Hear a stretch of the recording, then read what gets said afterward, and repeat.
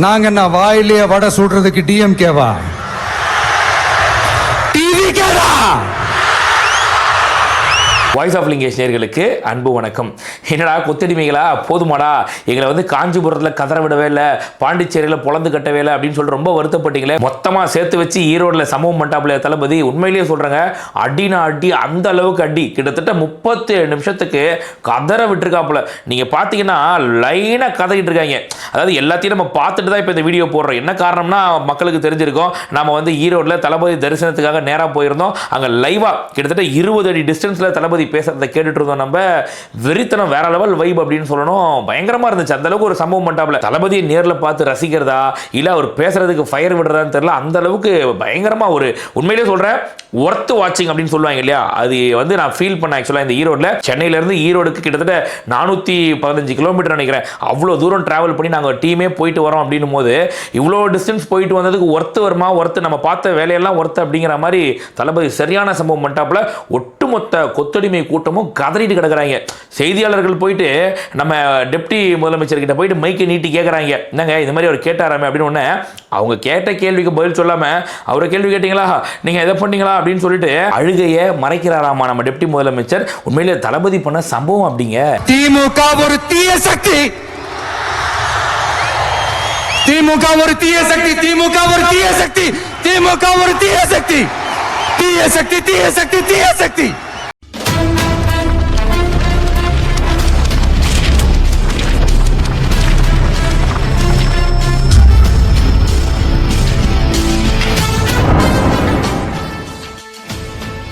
அதாவது நம்ம ஸ்டார்டிங்லேருந்தே போயிடுவோம். கிட்டத்தட்ட வந்து பார்த்தீங்கன்னா முன்னாள் நைட்லேருந்தே அங்கே கூட்டம் க்ரௌடு வந்து வர ஆரம்பிச்சிருச்சு.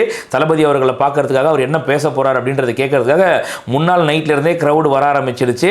அதுவும் பார்த்தீங்கன்னா நம்ம அருண்ராஜ் அவர்கள் தான் ஆரம்பிச்சாப்புல. ஆக்சுவலாக ராஜ்மோகன் அவர்கள் இன்ட்ரோ கொடுத்ததுக்கப்புறம் அருண்ராஜ் ஆரம்பிச்சாப்புல.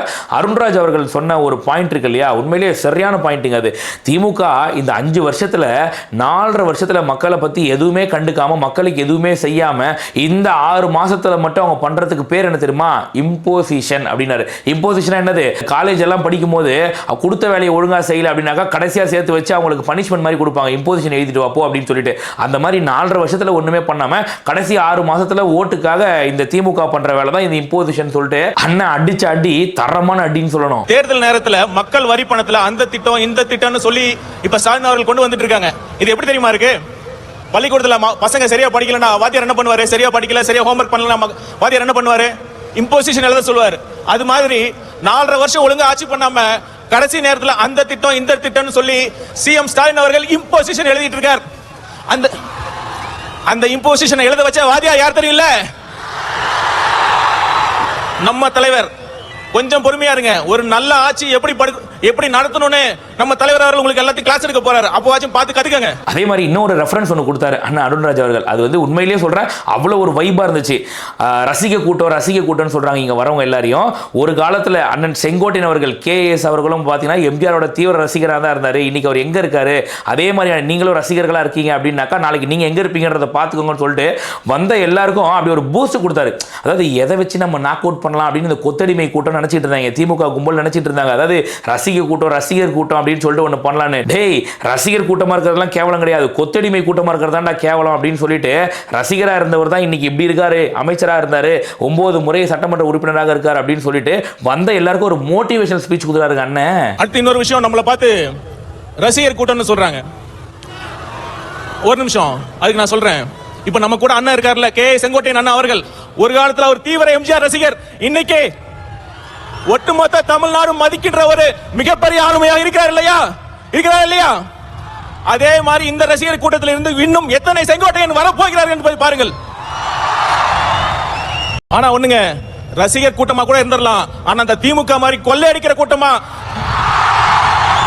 சுயநல கூட்டமா மட்டும் இருக்கவே கூடாது. அதே மாதிரி அண்ணன் செங்கோட்டையன் அவர்கள் வந்து பேசுறது எனக்கு ரொம்ப பிடிச்சிருந்தது. அதாவது உண்மையிலேயே எனக்குள்ள ஒரு பெரிய கேள்வி நேற்று வரைக்கும் இருந்துச்சு எனக்கு. அது என்னன்னா, அண்ணன் செங்கோட்டையன் அவர்களுக்கு அவர் நினைச்சா தனி கட்சி ஆரம்பிக்கலாம், அவர் நினைச்சா திமுகவில் போய் சேர்ந்தா எந்த அமைச்சரவை வேணாலும் கொடுப்பாங்க, அடுத்த முறை கண்டிப்பா அவர் தான் வந்து எம்எல்ஏவாக திரும்பவும் 10வது முறையா ஜெயிப்பார், எல்லா வாய்ப்புகளும் இருக்கு. ஆனா இதெல்லாம் எனக்கு தேவையில்லை அப்படின்னு சொல்லிட்டு என்ன காரணத்தினால வந்து தாவேகாவில் இணைஞ்சாரு ஒரு பெரிய கேள்வி இருந்துச்சு. என்ன ஒண்ணுமே புரியலையே, இவருக்கு இருக்க பவருக்கு, இவருக்கு இருக்க அரசியல் அறிவுக்கு இவர் வேற எங்கனா போயிருக்கலாமே, இல்லாமல் ஏன் இங்கே வராருன்னு. ஆனால் அவர் சொன்ன ஒரு காரணம் இருக்கு இல்லையா, உண்மையிலேயே சொல்கிறேன், அப்படியே மெய் செலுத்து போச்சு அப்படின்னு சொல்லணும். 500 கோடி ரூபாய் வருஷத்துக்கு அவர் நினச்சா சம்பாதிக்க முடியும். யார்? தளபதி விஜய் அவர்கள் நினைச்சாருன்னா 500 கோடி ரூபாய் வருஷத்துக்கு சம்பாதிக்க முடியும். அது எல்லாத்தையும் விட்டுட்டு ஒரு மனுஷன் மக்களுக்கு நல்லது செய்யணும்னு வராருனாக்கா அந்த மனுஷன் கூட நான் நிற்காம வேற யார் கூட நான் நிற்க முடியும்னு கேட்டார். உண்மையிலேயே சொல்கிறேன், பல பேருக்கு செருப்பால் அடித்த மாதிரி இருக்கும், பல நடிகர்கள் உட்பட எல்லாருக்கும் செருப்பால் அடித்த மாதிரி இருக்கும். உங்கள் சக நடிகர் ஒருத்தர் வந்து இன்னைக்கு இந்த துறையில் வந்து மக்களுக்கு நல்லது பண்ணணும்னு வராரு, சினிமா துறையை விட்டுட்டு வராரு. ஆனால் நீங்கள் சினிமா துறையில் இருந்த காழ்ப்புணர்ச்சியை இங்கே கொண்டு வந்து காட்டுங்களா நாய்களா அப்படிங்கிற மாதிரி செருப்பால் அடிக்காத குறைய அண்ணன் கேஎஸ் பேசிட்டு போயிருக்காப்ல. தலைவரை பொறுத்தவரையிலும் மனிதனை இருக்கவர், நல்லவர், வல்லவர், உங்களுக்காகவே வாழ்ந்து கொண்டிருப்போர் என்பதை மறந்துவிடக் கூடாது. ஏன்னு சொன்னால் ஒரு ஆண்டுக்கு 500 கோடி ரூபாய் வருவாய் அது தேவையில்லை என்று விட்டு மக்களுக்கு பணியாற்றுவதற்கு ஒரு தலைவர் வந்திருக்கிறார் சொன்னால் உலக வரலாற்றில் புரட்சி தலைவரை பார்த்தேன், இன்றைக்கு புரட்சி தளபதி இன்றைக்கு காணுகிறேன். அடுத்து நம்ம எல்லாரும் ஆவலுடன் எதிர்பார்த்த அண்ணன் ஆதவர்ஜுனா அவர்கள் ஏதாவது சம்பவம் பண்ணுவாரா அப்படின்னு காத்துக்கிட்டு இருந்தோம். ஏன்னா பாண்டிச்சேரியிலலாம் பெருசாக யாருமே பேசல, தளபதி அவர்கள் டைரெக்டாக பேசிட்டு போயிட்டாப்புல. ஆனால் இங்கே ஆதவர்ஜுனா அவர்கள் அவர் பங்குக்கு ஒரு சம்பவம் மட்டும் போயிட்டாப்புல. இளம் பெரியார் அப்படின்னு சொல்லிட்டு, டேய் பெரியாருக்கு ஸ்பெல்லிங் தெரியுமாடா உங்களுக்கு அப்படின்னு சொல்லிட்டு இப்படியே அசிங்கப்படுத்துவீங்க. அவங்க ஆல்ரெடி கதை ஆரம்பிச்சிட்டாங்க. நம்ம ஈரோடு கூட்டம் அப்படின்னு போடும்போதே ஒவ்வொருத்தரும் கதை ஆரம்பிச்சிட்டாங்க முன்னாள்ல இருந்து. இப்போ பங்கு ஆளாளுக்கு ஒவ்வொரு அடி அடிச்சிங்கனாக்கா அண்ணன் அருண்ராஜ் அவர்கள் அவர் பங்குக்கு ஒரு அடி அடிக்கிறார், சிடிஆர் நிர்மல்குமார் அவர் பங்கு அடி அடிக்கிறாப்புல. செங்கோட்டையன் பண்ண சம்பவம்லாம் வேற லெவலில் இருந்துச்சு. ஆதவர்ஜுனா அலற விட்டுருக்காப்புல மொத்த பெரிய. அந்த அளவுக்கு ஒரு சம்பவம் பண்ணீங்கன்னாக்கா எங்க ஏதாவது ஆயிட போகுதுங்க அவங்களுக்கு. பார்த்துங்க, அந்த கொத்தடிமை கூட்டம் மொத்த பேரும் இப்போவே பார்த்தீங்கன்னாக்கா வாடகை வாய்களுக்கு பணத்தை கொடுத்து நோட்ஸ் எழுத வச்சிருக்காங்களாம் பாருங்க. அந்த அளவுக்கு அண்ணன் ஆதவர்ஜுனா செஞ்ச சம்பவம் அந்த மாதிரி. ரீசெண்டா ஒரு மாநாடு, இளைஞர் மாநாடு மாதிரி நடத்தினாங்க. எப்படி இளைஞர் மாநாடு மாதிரி? அங்க இளைஞர்களே இருக்க மாட்டாங்க. ஆனா அங்க ஒரு இளைஞர் இருக்காரு, அவங்க அப்பா பையன், அவங்க 2 இளைஞர்கள் தான் தமிழ்நாட்டில். அந்த இளைஞர்கள் சொல்றாங்க, மாநாடு போட்டு இளம் பெரியாரம். யாருப்பா இளம் பெரியாரு? பெரியாரோட வரலாறு தெரியுமா? பெரியார் ஸ்பெல்லிங் படிக்க தெரியுமா உனக்கு? மழையில படிக்க கொடுத்தா? இதே உங்க மகன் 5 வருஷத்துக்கு முன்னாடி சினிமால சமூக நீதி என்னன்னு கொஸ்டின் கேட்டார். சமூக நீதி தெரியாதவரை இளம் பெரியாரா? யாருங்க இங்க இளம் பெரியார்? மக்கள் கிட்ட நம்ம கேட்கிறோம், யாருங்க இளம் பெரியார்? நீங்க சொல்லுங்க, யாருங்க இளம் பெரியார்? பெரியார் அவர்களுக்கு முன்பு ஒரு தலைவர் இன்னும் உருவாகவில்லை, எதிர்காலத்திலும் உருவாக்கப்பட முடியாது. இதுதான் தமிழக வெற்றி கழகத்தினுடைய மரியாதை பெரியார் அவர்களுக்கு. ஆனா எனக்கு தெரிஞ்சு இவங்கெல்லாம் சம்பவம் பண்ணுவாங்க அப்படின்றது தெரியும் எனக்கு. ஏன்னா இவங்கெல்லாம் சம்பவம் பண்ணக்கூடிய ஆட்கள் தான். அண்ணன் ஆனந்த் அவர்கள் வந்து பார்த்தீங்கன்னாக்கா எப்பவுமே காமன் கம்போஸ்டாக பேசிட்டு என்னவோ அப்படியே வந்து பேசிட்டு போயிடாப்புல மக்களுக்கு மோட்டிவேஷனாக கொடுக்கணும்ட்டு. ஆனால் ரைமிங்கில் அவரும் அடிக்கிறாருங்க. அதாவது ஈரோடு எங்கள் கோட்டை, தயார்படுத்திக் கொள்ளுங்கள் உங்கள் குடும்ப ஓட்டை அப்படின்னு சொல்லிட்டு ரைமிங்லாம் அடிச்சுட்டு போறாருங்க. புரிஞ்சு போச்சுங்க, எனக்கு நல்லா புரிஞ்சு போச்சு. அது ஆக மொத்தம் திமுகவை கதற விடணும் அப்படின்றதுல மொத்த பேரும் கங்கணம் கட்டி திரியிறீங்கன்னு மட்டும் தெரிஞ்சு போச்சு. இனி எப்போதும் ஈரோடு தளபதியின் கோட்டை, தயார்படுத்திக் கொள்ளுங்கள் உங்கள் குடும்ப ஓட்டை. அடுத்து நாம் எல்லாரும் எதுக்காக ரொம்ப நேரமாக அங்கே காத்துக்கிட்டு இருந்தோம், கால் கிடக்க அந்த வெயிலையும் மக்களோட மக்களாக காத்துக்கிட்டு இருந்த காரணம் என்ன அப்படின்னு பார்த்தீங்கன்னா தளபதி அவர்களுடைய அந்த ஸ்பீச். தளபதி அவர்களை பார்க்கணுன்றதை தாண்டி என்ன பேச போறாரு, என்னென்ன பேச போறாரு, இந்த கூட்டத்தை எப்படி கதற விட போறாரு அப்படின்னு சொல்லிட்டு நம்ம நினைச்சோம். ஆக்சுவலாக தளபதி அவர்கள் வந்து காஞ்சிபுரத்தில் பேசும் சரி, பாண்டிச்சேரியில் பேசும் சரி, அந்த பகுதியில் இருக்கக்கூடிய பிரச்சனைகளை பற்றி தான் பேசினார். ஆனால் இவங்க என்ன சொல்றாங்கன்னாக்கா இவர் அரசியல் பேச மாட்டாருங்க, இவர் அரசியல் பேச மாட்டாரு. டேய் தளபதியே கேட்டாரு, டேய் அந்த ஊரில் இருக்க பிரச்சனைகளை பற்றி பேசாண்டா அரசியல், அப்புறம் அரசியல் பேச என்னடா எதிர்பார்க்குறீங்க நீங்க அப்படின்னு சொல்லிட்டு கடைசியில் நீங்க எதிர்பார்த்ததை தளபதி அவர்கள் பண்ணிட்டு போயிட்டாப்ல. அதான் திமுகவே அந்த திரளை திருடனே கதற விட்டு போனாப்லையே, அதைத்தான் எதிர்பார்த்தாங்க, அதை சிறப்பாக தளபதி பண்ணிட்டு போயிட்டாப்ல. திமுக ஒரு தீய சக்தி, திமுக ஒரு தீய சக்தி, திமுக ஒரு தீய சக்தி, திமுக ஒரு தீய சக்தி. 2026 சட்டமன்ற தேர்தலில் களத்தில் இருக்கிறாங்களோ அவங்கள மட்டும் தான் எதிர்ப்போம். சும்மா களத்திலே இல்லாதவங்களையும், களத்துக்கும் அவங்களுக்கும் சம்பந்தமே இல்லாதவங்களையும் எதிர்க்கிற ஐடியாலாம் இல்ல பாஸ். நீங்க கேட்கிறீங்கன்றதுக்காக எதிர்த்துட்டு இருக்க முடியாது பாஸ். எங்களுக்கு நிறைய வேலை இருக்குது. ஆனா உண்மையிலேயே எனக்கு தளபதி அவர்கள்கிட்ட பிடிச்ச ஒரு விஷயம் என்ன தெரியுமா, ஒருத்தன் பாத்தீங்கன்னாக்கா மேல அந்த ஸ்பீக்கர் பாக்ஸ் மேல ஒரு கம்பவுண்ட் இருந்து அது மேல ஏறி உட்காந்துட்டு இருந்தான். லைவா பார்த்துட்டு இருக்கேன். அதாவது தளபதி இங்க நிக்கிறாரு, நான் அவரை பார்த்துட்டு இருக்கேன், 20 டிஸ்டன்ஸ்ல பார்த்துட்டு இருக்கிறேன். பின்னாடி பார்த்தாக்கா ஒருத்தன் கம்பத்துல ஏறி நிக்கிறான்.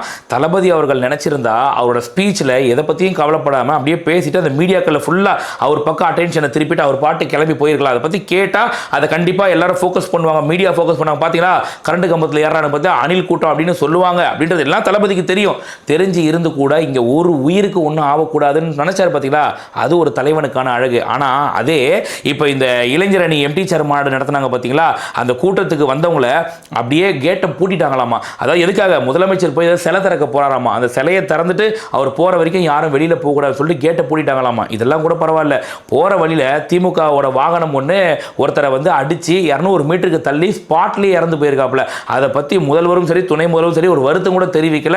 இறந்து போனவன் யார் என்ன கூட தெரியல. அங்க இருக்க மக்கள் இறங்கி போராட்டம் பண்ணதுக்கு மொத்த பேரையும் போலீஸை வச்சு கைது பண்ணியிருக்காங்க. ஸோ மக்களை பத்தி கவலைப்படாத இந்த திமுக கும்பல் எப்படி என்னைய பார்க்க வந்தவன் கீழே விழுந்து அவனுக்கு எதுவும் ஆகக்கூடாது அப்படின்னு சொல்லிட்டு ட்ரோல் பண்ணாலும் பரவாயில்ல அப்படின்னு சொல்லிட்டு இறங்குப்பா கீழே அப்படின்னு சொன்னார். பார்த்தீங்களா, அதுதாங்க ஒரு நல்ல மனுஷனுக்கான அடையாளம். தம்பி கீழே இறங்கு, தம்பி கீழே இறங்குப்பா, ப்ளீஸ் கீழே இறங்குப்பா. இன்னொரு கேள்வி கூட கேட்குறேன். இப்போ தளபதி அவர்கள் வந்து அந்த கம்பத்தில் ஏறினவன கீழே இறங்குன்னு சொல்றாங்க, இவங்க அதை வச்சு ட்ரோல் பண்றாங்கன்னு வச்சுக்கோங்களேன். இன்கேஸ் அந்த மாதிரி ஒரு நிகழ்வே நடக்கலன்னா மட்டும் இவங்க ட்ரோல் பண்ணாமல் விட்டுருவாங்களா, இல்லை ஏதோ அவதூறு கலப்பமாக தான் இருப்பாங்களா? எப்படியும் பண்ண தானே போற, நீ பண்றதை பண்ணிட்டு போ, என் வேலை என்னவோ என் கண்ணுக்கு எதிரில் ஒரு பிரச்சனை நடக்குதுன்னா அதை கண்டிப்பாக நான் தட்டி கேட்பேன் அப்படின்னு தளபதி அவர்கள் சொன்னார் இல்லையா. ஒரு விஷயம், இந்த இலவசம்ன்ற ஒரு விஷயத்தை பற்றி பேசினார் இல்லையா, அதுக்கான உதாரணமாக தான் நாங்கள் பார்க்குறோம். ஒரு பையன் கம்பத்தில் ஏறும்போது இறங்கு கீழே அப்படின்னு சொல்லிட்டு, நீ இறங்கினாதான் அவனுக்கு நான் முத்தம் கொடுப்பேன் அப்படின்னு சொல்லிட்டு அவன் வழியில் போய் டீல் பண்ணாரு பாரு. அந்த ஒரு பக்குவம் கூட இங்க 75 வருஷமா நாங்க கட்சி நடத்துறோம் அப்படின்னு சொல்றவங்களுக்கு யாருக்குமே கிடையாது. போற போக்குல ஒருத்தன் அடிச்சு சாவடிச்சுட்டு போறான், அதை பத்தி யாருக்கும் எந்த கவலையும் கிடையாது. இதெல்லாம் ஒரு கூட்டம். அந்த கூட்டம் எங்க தாவேகா கூட்டத்தை பத்தி இழிவாக பேசுறது நினைக்கும் போது தான் சிப்பு சிப்பா வருது. நீ இறங்கினாதான் முத்தம் கொடுப்பேன். அதே மாதிரி வழக்கமாக இந்த கொத்தடிமை கூட்டம்லாம் ஒரு விஷயம் கேட்பாங்க இல்லையா, அண்ணா எம்ஜிஆர் எதுக்கு நீங்கள் வைக்கிறீங்க, உங்களுக்கு தான் ஆல்ரெடி கொள்கை தலைவர் 5 பேர் வச்சிருக்கீங்கல்ல, அது என்ன அண்ணா எம்ஜிஆர் நீங்கள் எப்படி களவான்றீங்க? நாங்கள் டேய் அண்ணாவும் எம்ஜிஆரும் ஆல்ரெடி மக்களில் அதாவது எப்படி தேர்தலை அணுகணும் அப்படின்ற இதில் வந்து நாங்கள் அண்ணாவே எம்ஜிஆர் நாங்கள் வந்து அவரை பின்பற்றோம். நாங்கள் கொள்கை தலைவர்கள் 5 பேர் நாங்கள் இருக்குது, ஆனால் இவங்க 2 பேரை வந்து எப்படி மக்கள் அணுகணும், எப்படி தேர்தல் அணுகணும், எப்படி மக்களுக்கான ஆட்சியை கொடுக்கணும் அதில் நாங்கள் பின்பற்றுறோம். இது எங்களுக்கு தான் இவர் சொந்தம் அப்படின்லாம் யாரும் சொல்லக்கூடாதுன்றதை நெத்தி போட்டு அடித்த மாதிரி இனி அண்ணாவை பற்றி எம்ஜிஆர் பத்தி இவனுங்க பேசவே முடியாத அளவுக்கு தளபதி அவர்கள் செருப்பால் அடிக்கிற மாதிரி ஒரு பதில ஒன்று சொல்லிட்டாப்ல. அப்ப அண்ணாவும் எம்ஜிஆரும் யாரு? பெரியார் அவர்கள் கிட்ட இருந்து எங்களுக்கு தேவையான கொள்கைகளை எடுத்துக்கிட்டோம், அவரை ஃபாலோ பண்ற, அவரை வழிகாட்டி ஏத்துக்கிட்ட அண்ணா அவர்கள் கிட்ட இருந்தோம், எம்ஜிஆர் அவர்கள் கிட்ட இருந்தோம் தேர்தல் அணுகுமுறையை எடுத்துக்கிட்டோம்.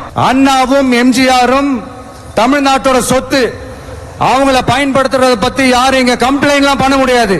அண்ணா எங்களோடது, எம்ஜிஆர் என்னோடது, எங்களோடது, நீங்களா எடுத்துக்க கூடாது அப்படிலாம் யாரும் இங்க அழுதுட்டு இருக்க முடியாது சொல்லிவிட்டேன். அதே மாதிரி இந்த கொத்தடிமை கூட்டம்லாம் ஒரு விஷயம் சொல்லுவாங்க இல்லையா, அதாவது தாவேக்காலாம் எங்களுக்கு ஒரு பொருட்டாங்க எங்களுக்கு அப்படின்னு பேசுவாங்க இல்ல. டேய் உனக்கு தான் பொருட்டு இல்லைல்ல, அப்புறம் தாவேக்காவை பார்த்து நீ கதற. இதை நாமளும் கேட்டோம், தளபதி அவர்களும் மேடையில் கேட்டாப்புல மக்கள் மனசுல இருக்கிற விஷயம் அதுதான். தாவேக்கா உனக்கு ஒரு பொருட்டு இல்லை, அப்புறம் என்னதுக்கு தாவேக்காவை பார்த்து இந்த கதற, அதாவது எனக்கு பயம் இல்லையே அப்படின்னு சொல்லிட்டு இந்த கதறீங்களா அப்படின்னு சொல்லிட்டு தளபதி கேட்டார். பார்த்தீங்களா, உண்மையில சொல்றேன் அரங்கம் அதிர்ந்ததுங்க. அந்த அளவுக்கு ஒரு தளபதி பிளாஸ்ட் ஸ்பீச் சொல்லலாம். அதெல்லாம் உங்களுக்கு தான் டிவிக்கு ஒரு பொருட்டே இல்லல, அப்புறம் ஏன் கதறீங்க?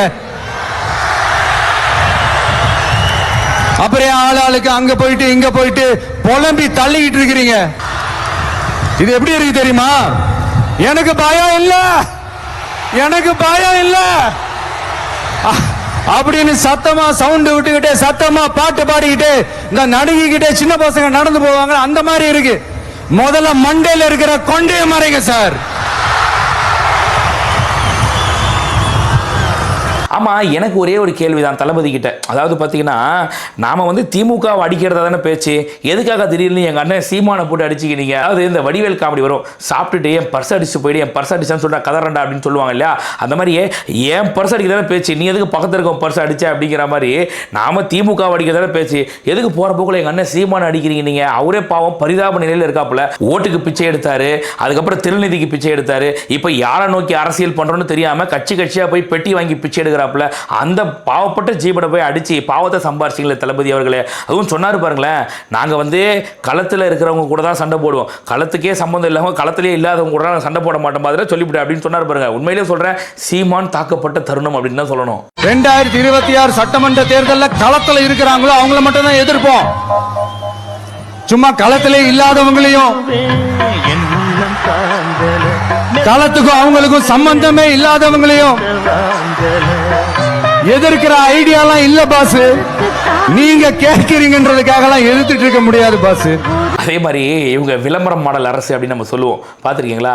கல்வியில் சிறந்த தமிழ்நாடு அப்படின்லாம் நடத்துவாங்க. ஏண்டா கல்வியில் சிறந்த தமிழ்நாடெல்லாம் நீங்கள் போடுறதெல்லாம் இருக்கட்டும், பரவாயில்ல. உங்கள் ஆட்சியில் தாண்டா 207 பள்ளிக்கூடங்களை மூடினீங்க. மாணவர்கள், போதிய மாணவர்கள் வந்து அரசு பள்ளிகளில் படிக்கலைன்னு சொல்லிட்டு 207 பள்ளிகள், தமிழ்நாடு முழுக்க 207 பள்ளிகளை மூடி இருக்காங்க இவங்க ஆட்சியில். இவங்க கல்வியில் சிறந்த தமிழ்நாடாமா. தளபதி போட்டு எல்லாரும் முன்னாடியே உடைச்சாப்புல, நாலுலேருந்து பாருங்க ஃபயரா தெரிக்க போகுது அந்த விஷயம். ஸ்கூல் லெவல்லையே டிராப் அவுட்ஸ் அதிகமானது யாரோட ஆட்சியிலங்க? பசங்க பிள்ளைங்க யாரும் ஸ்கூல்ல சேரலன்னு சொல்லிட்டு எனக்கு தெரிஞ்சு 207 கவர்மெண்ட் ஸ்கூல்ஸ் மூடினது யாரோட ஆட்சியிலங்க? இதுல கல்வியில் சிறந்த தமிழ்நாடுன்னு டிராமா வேற. அதுக்கப்புறம் வழக்கம் போல என்னதான் திமுக போட்டு போலன்னு பொழந்தா கூட ஈரோடு பத்தி இருக்க பிரச்சனைகளை பத்தியும் பேசினாரு. அதுவும் மக்கள் மத்தியில் ஒரு பெரிய பேசு பொருளாக மாறிச்சு. ஏன்னா அவர் பேசி முடிச்சுட்டு வெளியில வரும்போது பாத்தீங்கன்னாக்கா தளபதி பேசின விஷயத்த உண்மைதாங்க அவர் சொன்னதெல்லாம், இதெல்லாம் எங்க ஏரியாவில் இருக்க பிரச்சனைகள், இதை பத்தி எல்லாம் யாருமே கண்டுக்க மாட்டாங்க. அதாவது மக்கள் மேல எந்த அக்கறையுமே இல்லாம ஜஸ்ட் ஜெயிச்சா மட்டும் போதும், நம்ம ஊழல் பண்ணா போதும் அப்படிங்கிற மாதிரி ஒரு ஆட்சி நடந்துட்டு இருக்குங்க திமுக ஆட்சி. இது வந்து மாற்றியே ஆகணுங்க. கண்டிப்பா மக்கள் சக்தியாக நாங்க தளபதியோட நிக்கிறோம் அப்படின்னு சொல்லிட்டு பெண்கள் பேசக்கூடியதை பார்த்தோம். அந்த வயதான அம்மாக்கள்லாம் பேசக்கூடியதை பார்க்கும்போது அவ்வளோ ஒரு நிகழ்ச்சியா இருந்தது.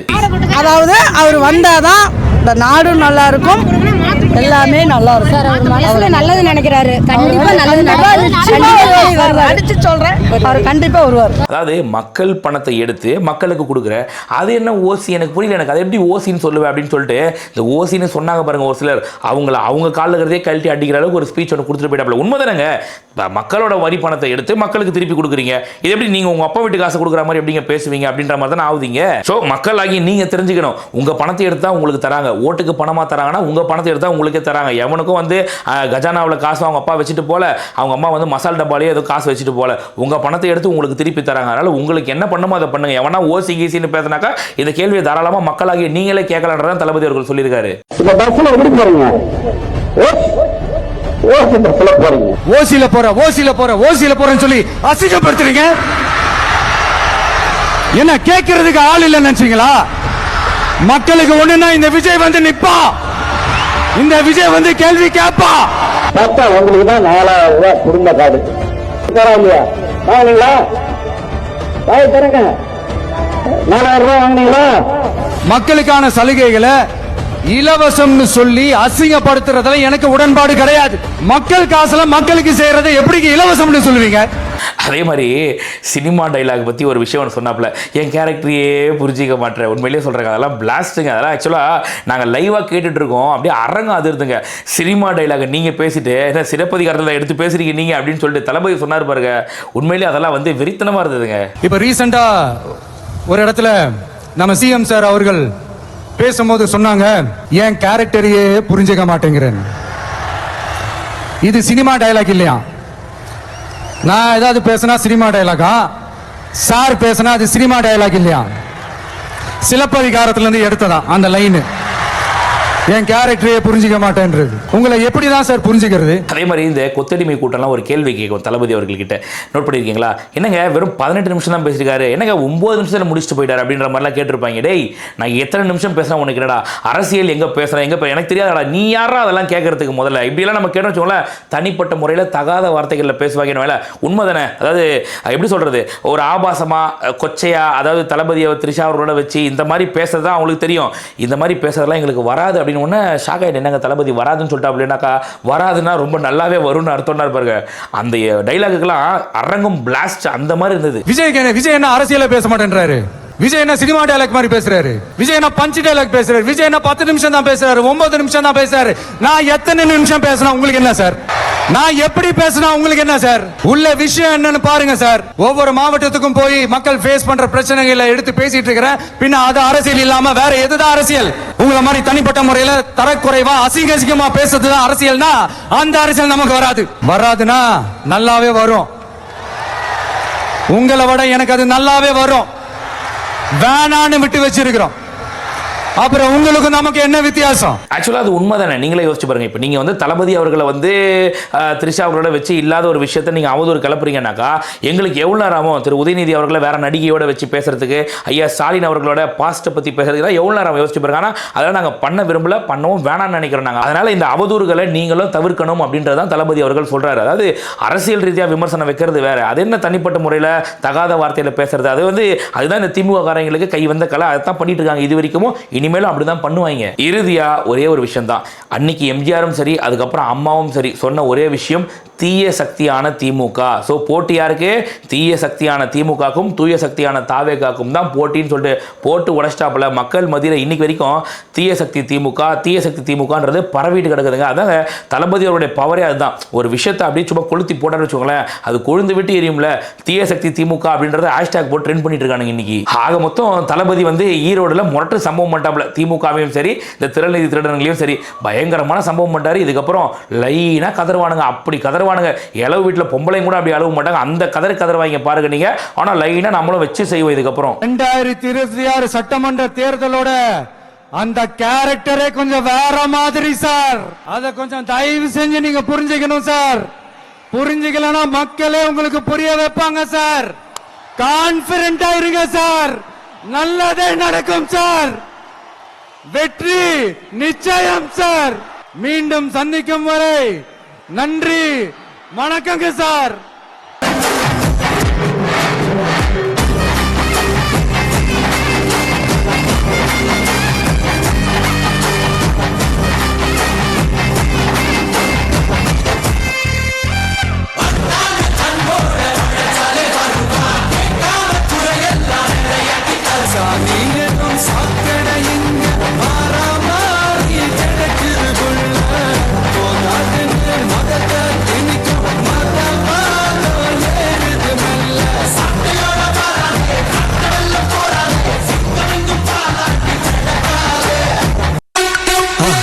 மறக்காம சர்ப்ரைஸ் பண்ணுங்க. தேங்க்யூ.